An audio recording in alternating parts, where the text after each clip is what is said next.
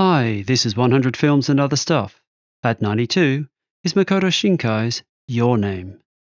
Be warned, there are spoilers ahead.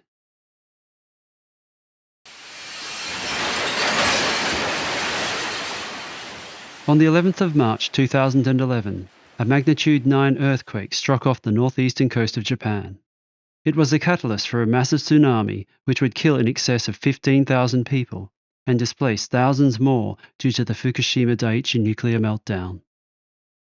In the subsequent years since the earthquake, there have been a variety of movies that have referenced the disaster by using the locations, telling the stories of some of the survivors, and indirectly criticizing the Japanese government's handling of the disaster. It has posed and still poses a unique challenge for artists to tell stories about something that affected so many people. How do you stay respectful? How do you make a film about the disaster without it looking like disaster porn? When is the right time to even tell these stories? It took Shion Sono no less than 3 months after the earthquake to start filming the first of 2 movies filmed on location in areas affected by the tsunami. Most artists usually allow some time to pass after a major disaster because it could be considered insensitive and maybe too soon to shoot a movie amongst the rubble of people's homes that once existed. But this is Shion Sono, and well, he just does things differently. The first film, Himizu, has all the Sono idiosyncrasies. It's violent, difficult to watch, and at times quite critical of Japanese society. The film is not about the disaster per se, but the disaster is ever present in the foreground and the background. It's an exercise in misery for the main character Sumida, and the audience for that matter. Sumida, in my opinion, is a metaphor for the Japanese people after the disaster. He's a 14-year-old boy, bullied and harassed by those around him. He's beaten, trodden on, and terrorized until he seemingly gives up and submerges himself in the lake by his boat shed. He seems to have very little to live for. Yet in the end, Sumida rises from the water, cheered on by his classmate Keiko. The film has Sono seemingly imploring Sumida and Japan to ganbare, because things will get better. As bleak and confronting as Himizu is, it's ultimately uplifting and incredibly moving. It was probably the last thing I expected from Sono, but even he had to give the audience a ray of hope. Sumida, ganbare!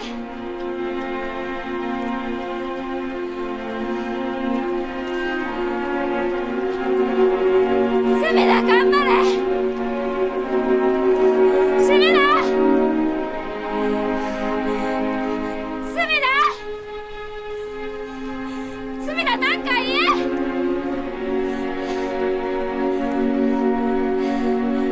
Sumida, 頑張れ! 夢を持って! この世でたった一つの花よ! 夢を持って! Sumida, 頑張れ!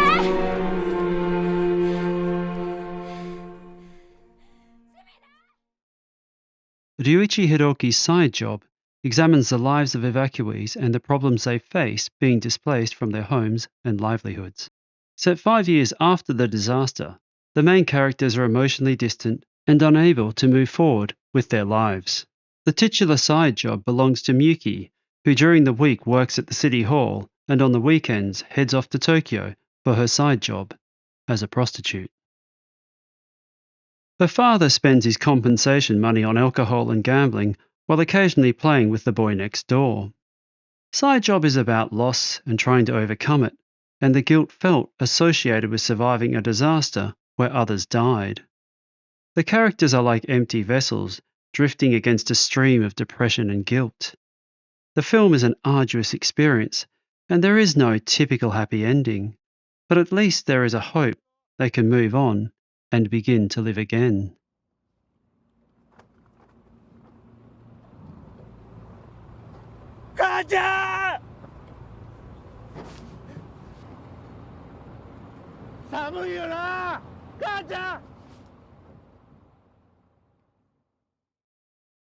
As important and as good as Side Job is, it's a small wonder it got made at all.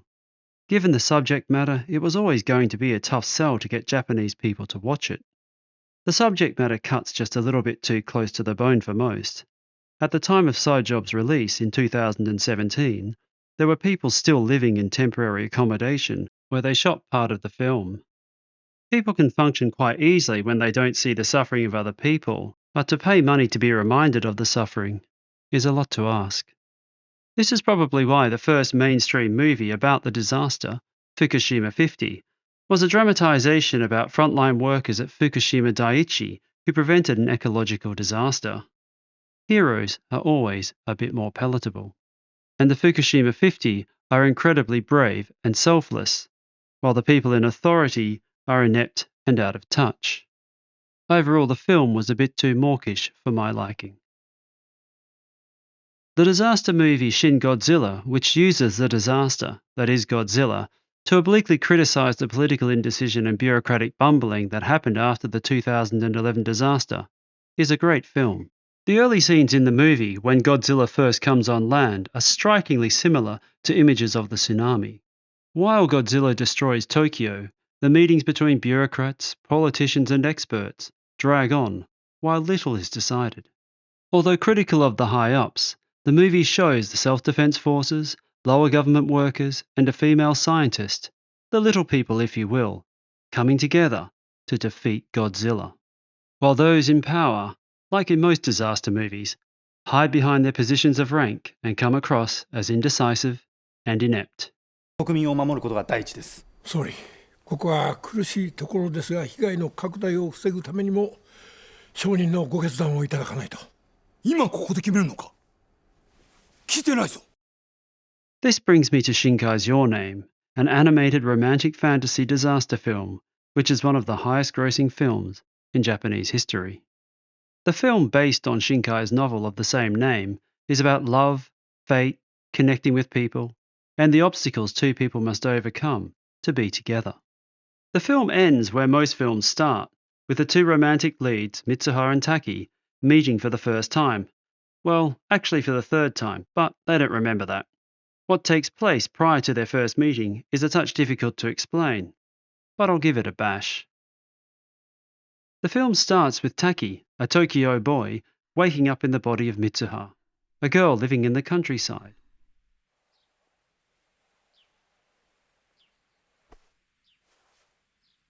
Hmm?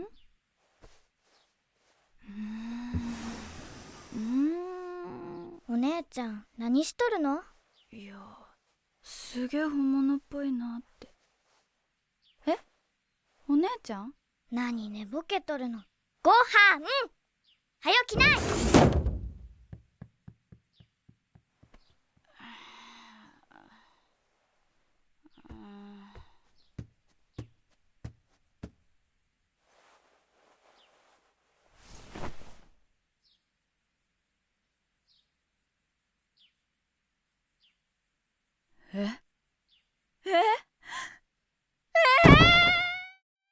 ！They both eventually realise that they swap bodies with each other 2 or 3 times a week without really remembering the details. The usual body swap hijinks ensue until they both figure out what is happening. They start to communicate via messages and lay out the necessary ground rules in order to not embarrass each other. While this is all happening, there is excitement around the opportunity to see a comet that will pass near Earth. On the night when it passes closest to Earth, it disintegrates, and part of it crashes down. No prizes for guessing whose town it wipes out. From this point, Taki stops switching bodies and the messages stop. This is where the gender bending ends and the fatalistic time-bending romance adventure begins. Taki feels a connection to the town where Mitsuha is from, but can't remember where it was or what happened to it, because the body swapping was more like a dream than reality. With the help of his friends, he finds his way to the town and discovers that Mitsuha died along with most of the townspeople. He returns to a place he went to as Mitsuha, drinks some sake, and sets the wheels in motion to break the fabric of space and time to give Mitsuha a chance to save her town.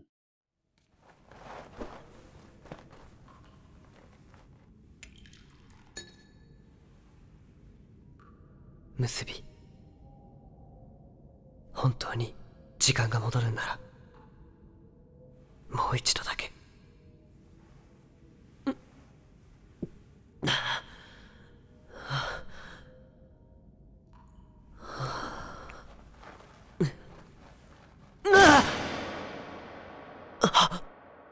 彗星。There will be confessions of love, a terrorist attack, and Mitsuha finally standing up to her father, which all play a part in saving the people of Mitsuha's town. However, Taki and Mitsuha are once again further apart than before. It's safe to say there's a lot going on in Your Name, yet despite its complexity and numerous genre changes, it's incredibly easy to go with it. Because in the end, it's engaging and just a really good movie. It's good thanks to Shinkai's pacing and his willingness to slowly unravel the secrets of this world from very early on in the film. Of course, there are the high-paced montages showing conflict between Taki and Mitsuha as they stumble through their body swapping, which are very funny. But these sequences are usually followed by slower, more tranquil scenes that give the audience a chance to breathe and contemplate what's happening. These slower, more contemplative scenes are packed full of exposition about Mitsuha, her family, Taki, the religious ceremonies, and even the comet that destroys the town. It's all connected and very important to the story, especially if Taki and Mitsuha are going to end up together. Yet these sequences never feel tedious nor overwhelming, and it's quite remarkable how well Shinkai balances the action, character development, and exposition of the movie. The film, in the end, is about two people trying to find love, their lost love. It's beautiful, funny, exciting, and deeply moving. Although the film is about love, or finding your better half, it's a film that probably wouldn't exist without the 2011 disaster. Made in 2016, just 5 years after the disaster, the making of Your Name is deeply linked to it. Shinkai's perception of the world had been deeply changed by the earthquake, like it was for many, especially those affected directly by it. In an interview in Little White Lies, he stated, "That really changed my perception of the world. There's a line in the film, 'You never know. Tokyo might go tomorrow.' And I think everyone in Japan is aware of that. That can happen, and it has happened. You can lose that every day, normal life. So I wanted to create a story of recovery. You can't change the past in real life, but you can change the past in a movie." And so that's what he did. He created a movie that gave audiences the chance to witness a miracle, where the past is changed and everybody survives. It's pure fantasy, but it was perhaps exactly what Japan needed at the time. And I'm eternally grateful.